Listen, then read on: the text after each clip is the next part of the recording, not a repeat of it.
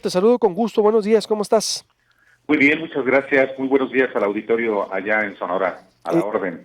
te veo que también traes ahí el caso de la petición del gobierno mexicano sobre que la Interpol pues ya emitió, o bueno, para que emita ficha roja para localizar a Tomás Herón de Lucio, quien huyó del país, tiene orden de aprehensión, una pieza clave del caso de los desaparecidos de Ayotzinapa, Álvaro. Sí, efectivamente, es un tema muy, muy relevante para el país porque tiene que ver con la impunidad de un delito o de un conjunto de delitos, pero sobre todo uno que es aberrante, es uno de los delitos más atroces que hay en México, que es la desaparición forzada, particularmente si intervienen autoridades y autoridades de los tres niveles del gobierno y coludidos en complicidad con grupos criminales, como es el caso de la desaparición de los 43 normalistas de Ayotzinapa, un caso que ayer el propio fiscal general de la República decretó que sigue impune, pero que está en vías de esclarecerse. Decretó ayer el fin de la verdad histórica que fue la versión, la hipótesis del gobierno de Enrique Peña Nieto sobre el asesinato y la incineración de estos 43 jóvenes en un basurero de Cocula allá en el estado de Guerrero.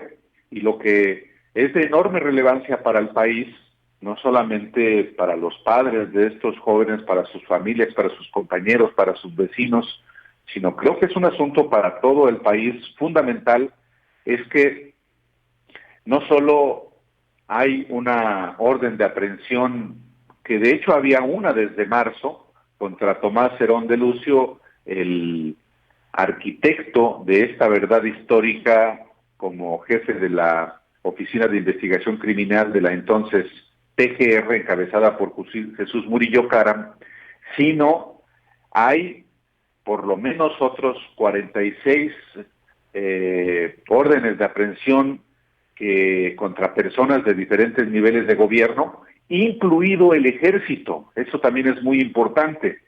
Y además, pues está en curso también identificar, conocer qué pasó exactamente con los jóvenes que siguen oficialmente desaparecidos, eh, y eso estamos a punto de conocerlo si nos atenemos al mensaje que emitió ayer por la mañana el fiscal general de la República y más tarde en una conversación que tuvimos en el programa de radio y de televisión que conducimos Alejandro Paz Valera y su servidor, los periodistas. Entonces, es un asunto de primer orden el que por fin pueda llegarse al fondo de estos hechos que desde 2014, desde septiembre de 2014, han tenido al país en una situación pues de atención, por lo menos, por este aberrante crimen múltiple. ¿Qué significa Tomás Herón en esta lista, Álvaro? Es un personaje muy relevante porque es el que articuló en su momento pues el supuesto esclarecimiento de lo que aconteció el 26 y 27 de septiembre de 2014 y que eh, supuestamente pues los jóvenes de Ayotzinapa fueron asesinados y quemados, incinerados en el basurero y sus restos arrojados al río San Juan. Y con base en la tortura a los supuestos implicados, se construyó esa verdad histórica como la definió Murillo Karam. Pero es Tomás Herón de Lucio el personaje, la bisagra, diría yo, que une a los grupos criminales que operaron la desaparición, el secuestro y pues muy probablemente el asesinato. Eso no lo podemos decir todavía porque son desaparecidos los 43, pero Tomás Herón de Lucio es la bisagra entre esos que operaron esa desaparición forzada y los altos niveles de responsabilidad de entonces. No me refiero solamente al procurador Jesús Murillo Caram, que era el titular de la Procuraduría General de la República, sino más arriba, incluyendo al presidente de la República, quien avaló la hipótesis de la verdad histórica. Entonces, yo creo que estamos en una situación de enorme relevancia porque también es muy probable, yo puedo decirlo porque tengo algunos elementos para ello, que se actúe también contra miembros del ejército mexicano que participaron en esos hechos.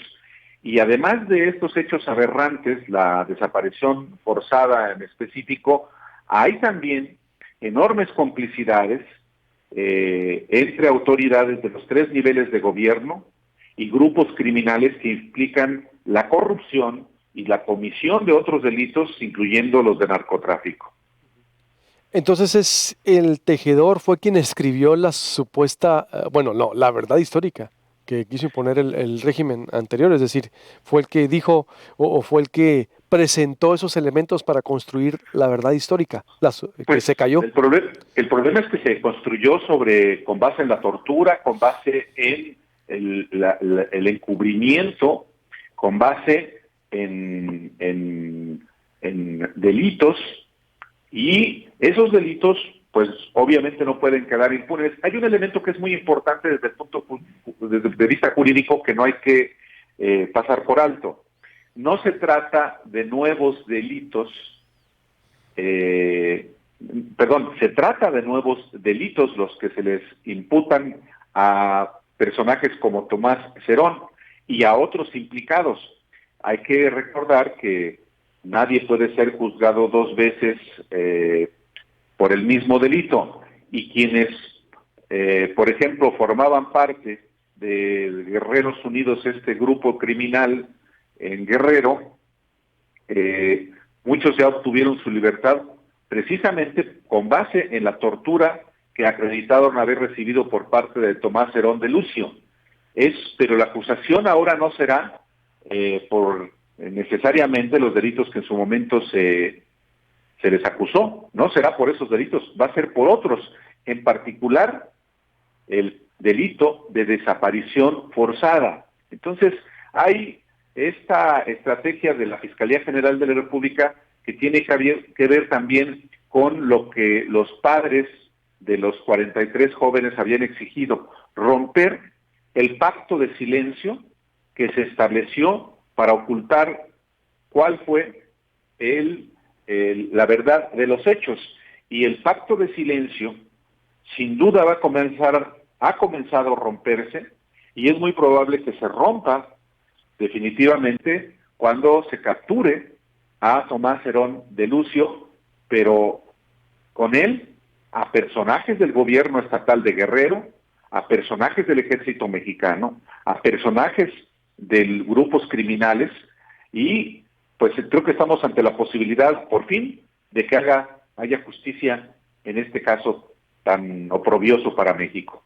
Pues estaremos muy al pendiente porque pues es el hacedor de la construcción de la verdad histórica, hoy la mentira histórica. Veremos que en realidad sea esto pues muy diligente el gobierno en no soltar el caso, porque imagínate todo lo que se puede desnudar si es también capturado él, como ahora Emilio Lozoya. Ahorita también acabamos de hablar con Manuel de Santiago, y esto sería otra pieza que pues se encajaría, ¿no?, para armar ese engranaje de la corrupción heredada, Álvaro. Ojalá. Son dos casos emblemáticos. Sí, así es. El caso del saqueo a Pemex, pero no solamente es el caso del saqueo a Pemex, que ya es mucho, que es cómo se hacen los grandes negocios, la alta corrupción, no las mordiditas, por favor, no los fajitos de billetes como el caso de Bejarano, esas son tonterías. Esta es corrupción de a de veras, millones y millones, miles de millones de dólares para enriquecer a unos cuantos. Entonces, por supuesto, el caso de Emilio Lozoya es clave, y sobre todo es clave porque sí, no se va a quedar ahí. Lozoya es muy probable que regrese como testigo colaborador, y eso implica que va a contar realmente lo que pasó, por ejemplo, con los sobornos de Odebrecht. Son más de 14 millones de dólares que llegaron, que él operó, y hay que ver quién se benefició, además de él, de ese dinero, hasta dónde llegó. Y no solamente eso, sino la venta de plantas, la compra-venta de plantas como agronitrogenados, que se implica miles de millones de pesos en corrupción, y que, dice Lozoya, no fue él el responsable, sino fue él. ¿Quién fue? El secretario de Hacienda, Luis Videgaray, Enrique Peña Nieto directamente. Eso todavía estamos en curso de verlo, pero es otro asunto de la alta corrupción que no puede quedar impune. Y como eso tanto, a mucha gente se le olvida, pues todo el saqueo. Hoy, justamente al cumplirse 2 años de la victoria de López Obrador, pues es información que por supuesto no es fortuita, pues tiene una también connotación de carácter político, y pues hay que exigir que el asunto llegue hasta el fondo y que realmente se sancione a quienes desde el poder público le hicieron daño a los mexicanos, no solamente a 43 jóvenes y a sus familias como los de Ayotzinapa, sino a millones de mexicanos con el robo del presupuesto público, que ya es un delito grave y que debe pagarse con cárcel. Totalmente. Veremos hasta dónde llega el gobierno. Gracias, Álvaro. Un gusto como siempre. Un abrazo y buenos días. Muy buen día. Hasta luego. Igualmente, Álvaro Delgado, periodista y escritor de la revista Proceso en Proyecto Puente. Le recuerdo, suscríbase en el canal de YouTube. Usted nos puede ver desde su oficina, desde su casa, desde las 6:30 de la mañana en YouTube, Proyecto Puente, en Facebook, también en la gran comunidad en Facebook. Saludos. Eduardo Torreblanca.